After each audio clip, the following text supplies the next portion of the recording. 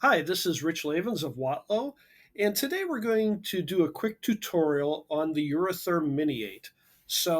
The Mini8 is a blind DIN rail mounted temperature controller, and I have pulled one of these up in iTools. So iTools is a free download from the Eurotherm.com or Watlow.com website.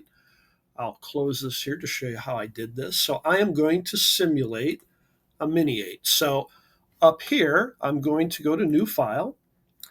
I'm going to select a Mini8 with the most recent firmware version, so 6.01. We'll open that up here. And we're opened up.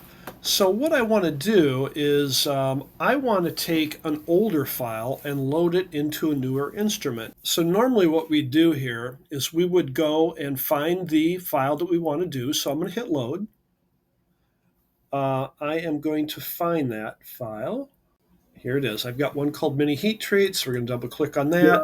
And it is going to go out and attempt to load this 2016 file into a brand new Mini8. And it's going to fail. But if you notice right here, it says, please use iTools clone migration to migrate that. So the reason it's giving us this is the new Mini8 has a completely new chipset and firmware, so we can't load from an old file, but we can migrate it. So let's close this.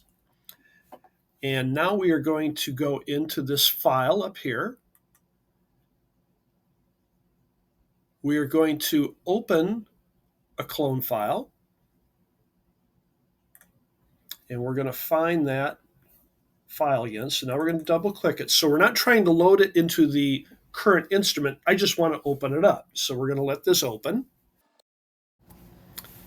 And now you can see, here's that file, the mini heat treat.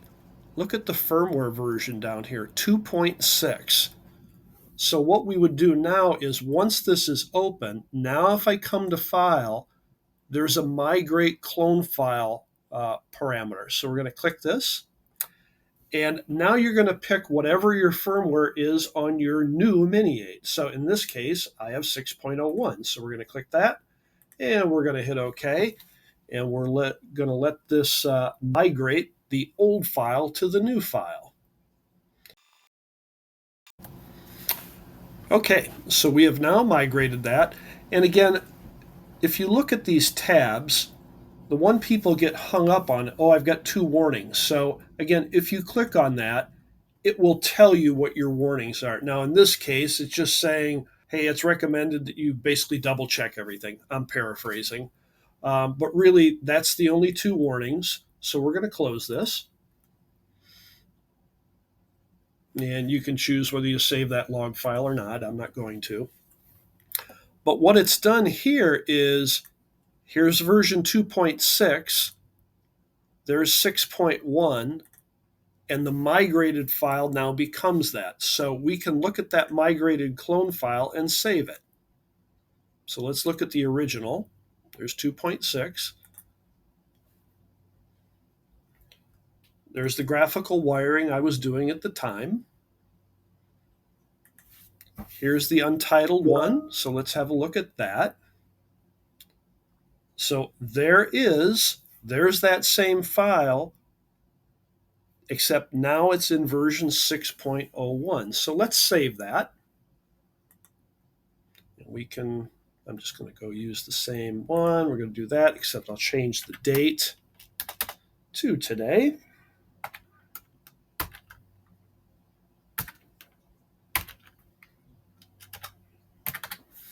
And we'll save that back. So now we have the migrated clone file.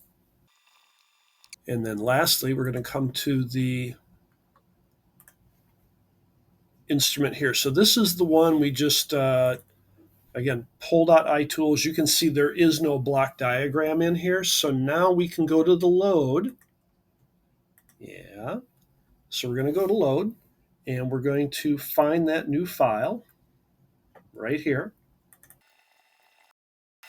And it's loaded it up. We've got no warning, so let's close that. Now here's the one we were working with. This was the one with nothing in it. Now if I come back to graphical wiring, there is the same clone file from version 2.6.